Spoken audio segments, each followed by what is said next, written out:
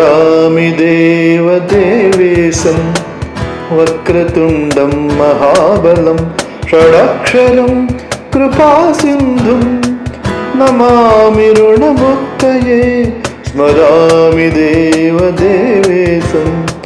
वक्रतुण्डं महाबलम्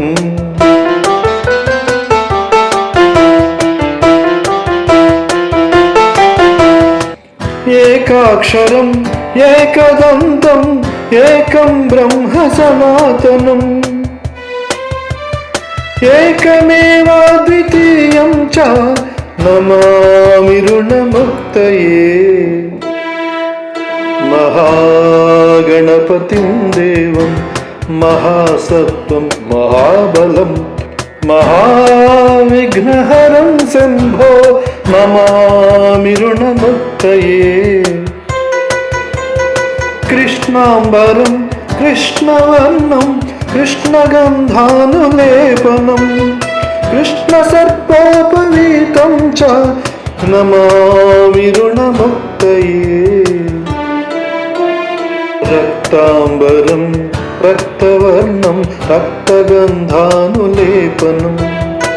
रक्तपुष्पप्रियं देवं नमामि ऋणमुक्तये पीताम्बरं पीतवर्णं पीतगन्धानुलेपनं पीतपुष्पप्रियं देवं नमामि ऋणमुक्तये धूम्राम्बरं धूम्रवर्णं धूम्रगन्धानुलेपनम् ओमधूमप्रियं देवं नमामि ऋणमुक्तये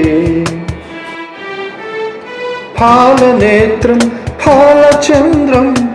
पाशाङ्कुशधरं विभुं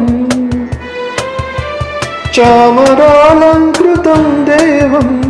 नमामि ऋणमुक्तये